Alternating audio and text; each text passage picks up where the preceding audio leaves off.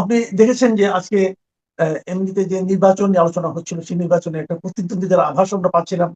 বিএনপির বিপরীতে জামাতে ইসলাম তার সঙ্গে আরো 10টা দল নিয়ে 11 দলীয় একটি জোট করেছিল। কিন্তু আজকে কালকে থেকে আমরা দেখলাম সেই জোটের একই দল ইসলামী আন্দোলন বাংলাদেশ, তারা যেন থাকবে না বলছিল। আজকে তারা একদম বেরিয়ে গেল। এবং কালকে আমরা শুনেছিলাম যে আসন সংখ্যা নিয়ে আলোচনা, আজকে দেখলাম বেরিয়ে যাওয়ার পর ইসলামী আন্দোলন বলছে তাদের সঙ্গে বিরোধটা থেকে আদর্শিক বিরোধ। ইসলামী শাসনতন্ত্র বলছে যে শরিয়া আইন চালু হবে কি হবে না, ইসলামী আইন চালু করবে কি করবে না, এটা নিয়ে তাদের আদর্শিক বিরোধ আছে। এই বিরোধ আগেও ছিল, এই বিরোধ নিয়েই তারা ঐক্যবদ্ধ হয়েছিল। এখন এই যে চলে গেল, এটা তো দৃশ্যত ওই জোট ক্ষতিগ্রস্ত হলো। হয়তো দৃশ্যত বিএনপি একটু চ্যালেঞ্জটা কমলো, না কি হলো? আপনি এটাকে কিভাবে দেখছেন? 11 দল তো শুরু থেকেই বলেছে যে তারা আদর্শিক কোনো জোট না, এটা ভোট ভিত্তিক একটি জোট যেখানে আসন ভাগাভাগি, নির্বাচনী সমঝোতা, এটা তারা বলেছেন। এমনকি 11 দল এটাও বলেন না যে জিতলে বা হারলে তারা কি করবেন, এই জোট অব্যাহত থাকবে নাকি থাকবে না, নাকি নির্বাচনের পরে আবার যার যার মতো আলাদা হয়ে যাবেন। আরো একটা জিনিস 11 দলের দুর্বলতা ছিল, সেটি হচ্ছে যে তাদের মধ্যে যারা যোগ দিয়েছেন তাদের মধ্যে বিপুল পরিমাণে রাজনৈতিক মতভেদ রয়েছে। এই প্রশ্নে আমরা এর আগেও কথা বলেছি, আমিও কথা বলেছি। জামাত ইসলাম বিষয়ে তারা যে অভিযোগটা করেছেন সেটা হচ্ছে যে জামাত ইসলাম নাকি পরিষ্কারভাবে বলে নাই যে তারা শরিয়া আইন চালু করবে কিনা। উল্টো তারা একটা কথা বলেছেন যে কোনো একটি জায়গাতে খ্রিস্ট ধর্মাবলম্বী একজন নাকি বলেছেন যে জামাত তাকে আশ্বস্ত করেছে আহ, যে তারা শরিয়া আইন চালু করবে না। তো এই বিষয়টিকে তারা অভিযোগ হিসেবে বলেছেন। এছাড়াও আসন ভাগাভাগির বিষয়টিও তারা অভিযোগ হিসেবে বলেছেন। কিন্তু শুরু থেকে কিন্তু ইসলামী আন্দোলনের সাথে জামাতের একটা পার্থক্য ছিল। ইসলামী আন্দোলন সবসময় জামাত ইসলামের সমালোচনা করেছে। শুধু তাই না, এনসিপিও জামাতের সমালোচনা করেছে। এবি পার্টিও অন্তত জামাতের খুব কাছাকাছি আদর্শের দল না। তো এই সবকিছু মিলে এলডিপিও না। তো এবং খেলাফত মজলিস বলেন বা বাংলাদেশ খেলাফত মজলিস বলেন, তারপরে হেফাজতের যে অংশটি রয়েছে তাদের সঙ্গে, তাদের কথাও যদি বলেন, তাহলে কোনোটাই আসলে ঠিক জামাতের সাথে সরাসরি আদর্শিকভাবে তাদের পরিপূর্ণ ঐক্য নাই। তো এখন তারা দুইটা ভিত্তিতে ঐক্যবদ্ধ হতে পারতেন। একটা হচ্ছে আদর্শিক ভিত্তিতে, মানে ইসলাম, ইসলামী শাসন, ইসলাম বিষয়ক যা কিছু রয়েছে সেগুলিকে বলবৎ করার বিষয়ে আদর্শিক একটা অবস্থানে তারা এক হতে পারতেন। অথবা তারা নির্বাচনের ভোট ভাগাভাগিতে। তো শুরুতেই তো তারা বলেছেন যে তাদের ঐক্যের সূত্র ধর্ম নয়, তাদের ঐক্যের সূত্র হচ্ছে সংসদ ইলেকশন এবং ভোট, আসন, ক্ষমতা, এইগুলি। তো সেই ক্ষেত্রে বিভেদ হয়েছে, তারা বের হয়ে গিয়েছেন। তবে এতে করে জামাতের যে খুব ক্ষতি হবে ব্যাপারটা তা নয়। তবে ইসলামী আন্দোলনের লাভ হবে, কারণ তারা 265 আসনে প্রতিদ্বন্দ্বিতা করলে তাদের সংগঠনটি দাবি করতে পারবে যে তারা দেশের দ্বিতীয় বৃহত্তম আহ, ইসলামী দল। তারা 265 আসনে ইলেকশন করেছে, যেখানে জামাত কিন্তু 179 আসনে ইলেকশন করবে বলেছিল। এখন হয়তো তারা কিছু বেশি প্রার্থী দিবে, কারণ ইসলামী আন্দোলন বেরিয়ে গেছে। আরেকটি বিষয় হচ্ছে যে এটাও বেশ অবাক করা যে ইসলামী আন্দোলন একটা জোট করার আগে আদর্শিক ঐক্যের বিষয়টি বিবেচনাতেই নেয় নাই, অথবা নিয়েছিল পরে ভুল বুঝতে পেরেছে। এই ব্যাপারগুলি পরিষ্কার না। আর শরিয়া আইন কিংবা এটা ধরেন ধর্মীয় আইন প্রচলন হবে কিনা, এটা যদি এত গুরুত্বপূর্ণ হয়ে থাকে তাহলে তাদেরকে এটা আগেই ঠিক করে তারপরে জোটে যোগ দেওয়া উচিত ছিল না? তাই না? তারা এতদিন জোটে ছিলেন, কি তারা জানতেন যেটা জামাত কি তাদেরকে বলেছিল যে তারা সেটা বলবৎ করবে? আরো বিষয় রয়েছে, জামাত কি কোথাও বলেছে সরাসরি তাদেরকে যে তারা করবে না? অর্থাৎ এই বিষয়ে কিন্তু কনফিউশন দূর হয় নাই।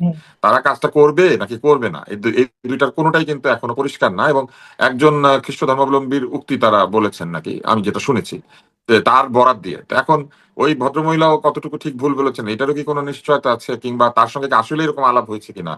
এটা না করে তারা জোটের মধ্যেই প্রশ্নটা তুলতে পারতেন, জোটের একটা বৈঠক করে, যে আপনারা কি এটা করবেন নাকি করবেন না, পরিষ্কার বলেন। এই বিষয়টাই কিন্তু আমরা শুরু থেকে বলছিলাম যে ইসলামী আন্দোলন একজন নারী উপস্থাপক থাকলে তার সাথে বসে না অনুষ্ঠানে, কিংবা নারী আলোচক থাকলে তার সাথে আলোচনা করে না। তো সেই ক্ষেত্রে এত যারা মানে কঠোরভাবে তারা তাদের নীতি পালন করে, তারা জামাতের সঙ্গে তাহলে কি করে থাকবে, এই প্রশ্নটা কিন্তু আমরা করেছিলাম, এবং দেখেন শেষ পর্যন্ত সেটাই সত্যি হয়েছে। আর জামাতের যেটা উপকার হবে সেটা হলো জামাত কিছু বেশ বাড়তি আসন পাবে।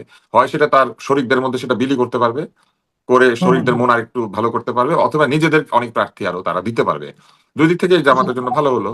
তাদের আচ্ছা, এখন আসন ছাড়াতে হলো না। তবে ক্ষতির জায়গা একটাই হবে, সেটা হলো ইসলামী আন্দোলনের ভোটগুলিও তো আবার তারা পাবে না। মানে তাদের কিছু ভোট কমবে, এবং সেই ভোট কমলে পরে সেখানে হয়তো তাদের বিরোধীর যারা, তারা একটু সুবিধা পাবে। কিন্তু যদি এমন হয়, ইসলামী আন্দোলন যদি এখন একটা, যেহেতু আদর্শিক ঐক্য তারা করে না, ভোটের ঐক্য করে, তাহলে যদি বিএনপির সঙ্গে তারা কোনোভাবে একটা সমঝোতায় চলে আসে, তাহলে এই কিন্তু কথাটাই বলতে চাচ্ছিলাম, আমি এই কথা বলতে চাচ্ছিলাম এই কারণে যে অনেকে বলছে যে এই জোটটা ভেঙে যাওয়াতে আসলে দৃশ্যত সবচেয়ে যে লাভবান হচ্ছে বিএনপি। বিএনপি কি অটোমেটিকলি লাভবান হলো, নাকি এটা ভাঙার ক্ষেত্রে বিএনপি কোনো ভূমিকা রাখে? এটা আমরা জানি না। এখন কি? এটা বোঝা যাবে হ্যাঁ, ইলেকশন যত কাছে আসবে, অর্থাৎ মনোনয়নপত্র উইথড্রয়ালের দিন বোঝা যাবে যে কিভাবে মনোনয়নপত্রগুলো উইথড্র হচ্ছে এবং কে কার দিকে কার কার আসনে সুবিধা দিচ্ছে একজন আরেকজনকে। তো আমার মনে হয় যে বিএনপি এমনিতেও সুবিধা পেয়ে গেছে, কারণ ইসলামী আন্দোলনের ভোটটা তো জামাতের ঐক্যের পক্ষে যেত। শোনা যাবে। সেটা যদি না হ্যাঁ। যায় তাহলে তাদের একটা সংখ্যক আসন কমবে, অথবা কিছু কিছু আসনে তাদের ভোট কমবে।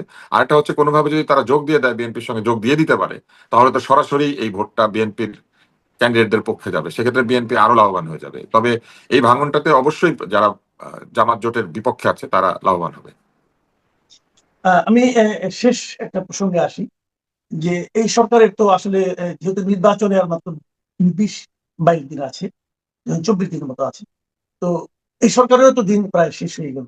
আমরা এর আগে দেখেছি নীতিগতভাবে যে যখন তত্ত্বাবধায়ক সরকার আসে, তারা মানে গুরুত্বকারী কেবলমাত্র রুটিন ওয়ার্ক করে, অন্য কোনো সিরিয়াস ধরনের কাজে হাত দেয় না। এবং যখন কোনো রেগুলার গভর্নমেন্ট থাকে, তখন আমরা দেখেছি যে ইলেকশনের শিডিউল ঘোষণা হলে পর মোটামুটি রুটিন কাজগুলি সরকার করে, এর বেশি কিছু না। কিন্তু এখন আমরা কতগুলি বিচিত্র জিনিস লক্ষ্য করছি, এবং এগুলো নিয়ে বেশ বিতর্ক হচ্ছে, যে এই সরকারের মধ্যে অনেকগুলো কাজ করে, যেমন বিমানের পরিচালনা বোর্ডে তারা খলিলুর রহমানকে, তৈয়ব সাহেবকে, এমনকি ইলেকশন কমিশনের সচিবকে ঢুকিয়েছে। তো এই বিষয়টা কেমন? আবার আজকে আরেকটা জিনিস লক্ষ্য করলাম আমরা, সেটা হলো হাদির ভাইকে ইংল্যান্ডে আপনার সেকেন্ড সেক্রেটারি হিসাবে করেছে। তো এটা কেমন? মানে একজন লোক মারা গিয়েছেন, তার ভাইকে, উনি তো কূটনীতিজ্ঞ না, পেশাদার কূটনীতিজ্ঞ না, তাহলে ইংল্যান্ডের মতো জায়গায় সেকেন্ড সেক্রেটারি হিসেবে নিয়োগ দেওয়া, এইগুলি আসলে কি খুব জরুরি ছিল এই মুহূর্তে, আপনার কাছে মনে হয়? আমি জানি না, পেশাদার কূটনীতিবিদ যিনি না, তাকে ইংল্যান্ডের মতো একটা জায়গায় বার্মিংহামে পাঠানোটা আসলে খুব সঠিক কিনা এটা আসলে কারা বলবে, কার এটা বলার কথা বা কে এটা সমালোচনা করবে। তবে ইউকে কিন্তু খুবই গুরুত্বপূর্ণ একটা জায়গা, এই জন্য যে বাংলাদেশের বিরাট সংখ্যক জনগণ ইউনাইটেড কিংডমে থাকেন। ইউনাইটেড কিংডম তো একসময় এই অঞ্চলের ঔপনিবেশিক শাসক ছিল, কমনওয়েলথের অংশ। তাদের সঙ্গে আমাদের সম্পর্ক খুবই গুরুত্বপূর্ণ এবং তাদের সাথে আমাদের রিলেশনশিপটা বেশ আমি বলবো যে অঙ্গাঙ্গী ভাবে আছে। আমাদের কোড ব্রিটিশরা বানিয়ে দিয়েছে, আমাদের বহু আইন ব্রিটিশদের বানানো, আমাদের এখানকার বহু সিস্টেম, বিশেষ করে আমাদের যে সিভিল প্রশাসন বলে আমরা যেটাকে বলি, এটা তো সম্পূর্ণ ব্রিটিশদের বানিয়ে দিয়ে যাওয়া। সেখান থেকে আমরা খুব একটা সরতে পারি নাই। আমাদের এখানে এক ধরনের ব্রিটিশত্ব আছে, কিন্তু আমাদের রেলওয়েটা এখনো সেই ব্রিটিশ নিয়মে চলে। আমাদের দেখবেন কিছু পদ আছে, যেমন মশালচি পদ, তারপর বাবুর্চি পদ, তারপরে হুম, এই যে কিছু কিছু মালি পদ, এই পদগুলি হুম, যে আছে সিভিল প্রশাসনের মধ্যে, ডিসিএসপির বাংলোতে, এই পদগুলি কিন্তু ব্রিটিশদের তৈরি করা পদ। আপনি হয়তো জানেন, ব্রিটিশ আমলারা এখানে আসলে 73 জন এরকম সাহায্যকারী পেতেন, যেখানে পালকির বেহারা থেকে শুরু করে এই মশালচি, তারপরে বাবুর্চি, তারপরে আহ আহ, মালি, তারপরে বাগানে পানি দেওয়ার আলাদা লোক, বাগান করার আলাদা লোক, এরকম ঝাড়ুদার থেকে শুরু করে পাখা টানতেন একদল লোক ছিলেন, পাখা টানতেন, হাত পাখা টানতেন। হুম।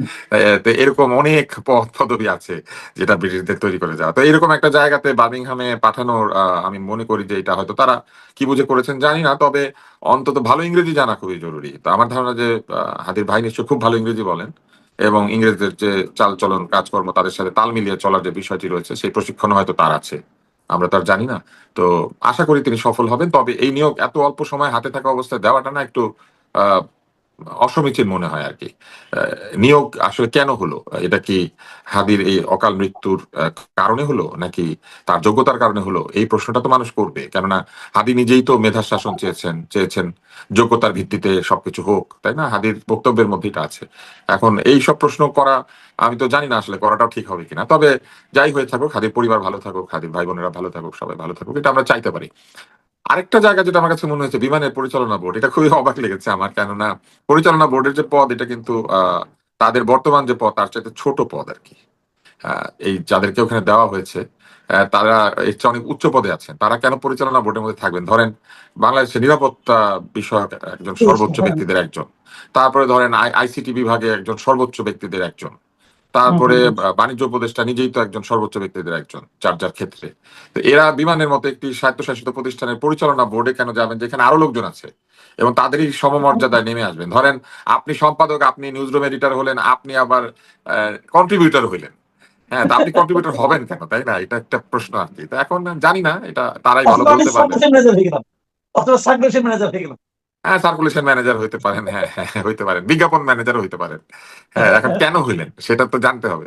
তো আমার কাছে মনে হয় যে তারা ওই পদ থেকে এসে পরিচালনা বোর্ডে যাওয়াটা কেমন যেন একটা বিষয়। এটা কি এমন যে বিমানের ব্যাপারে কিছু সিদ্ধান্ত নিতে হবে, তাই তারা সবাই মিলে সেখানে বসে সিদ্ধান্ত নিবেন কিনা? আর বিমান বিষয় কি তাদের আসলে বিমান পরিচালনা, বিমান চালানো, বিমানের ব্যবসা, বিমানবন্দর বা অন্য সবকিছু ধরেন সিভিল এবং মিলিটারি এভিয়েশন ইন্ডাস্ট্রি সম্পর্কে তাদের অনেক ভালো ধারণা রয়েছে কিনা? এটাও তো একটা প্রশ্নের ব্যাপার হবে। যিনি আইসিটি নিয়ে এত বুঝেন তিনি আবার বিমানও বুঝেন, তাই না? আবার কেউ কেউ নিরাপত্তা বলছে যে বিষয়। বিমানের সামনে বেশ কয়েকটা ক্যারিয়ার কেনার ব্যাপার স্যাপার আছে, এই ধরনের কিছু ব্যাপার আছে কিনা? কেনাকাটা তো যদি হয় তো স্বচ্ছভাবেই নিশ্চয়ই হবে। আর কেনাকাটা তো আসলে স্বচ্ছতা আমরা তো দেখি 10-20 বছর পরেও মানুষ সেই পুরোনো ফাইল টেনে বের করে। তা আমি মনে করি না যে এরকম কিছু ভাবা আমাদের উচিত, সমীচীন হবে। কিন্তু বিষয়টা আর কি কেমন লাগে যে আপনি দল বেঁধে বিমানে গেলেন। একটি পদ না তো 3টি পদ। এবং যারা গিয়েছেন তারা অত্যন্ত ক্ষমতাশালী ব্যক্তি এবং সরকারের তো আসলে 1 মাস নাই এখন আর। ওই অর্থে ধরলে। এখন সরকার কি ভাবছেন যে সরকার 1 মাস না থাকলেও এই পদ-পদবি যা কিছু বিলি বন্টন হচ্ছে এগুলা বহু বছর থাকবে কিনা? অথবা জামাত, বিএনপি এরা কি সরকারকে কথা দিয়েছেন কিনা যে ওনাদের সব নিয়োগ অব্যাহত থাকবে? আমরা তো জানি না। যদি এই আপোসের ভিত্তিতে হয়ে থাকে তাহলে সেটা মানে বলা মুশকিল আসলে। এরকম আমরা তো আগে দেখি নাই।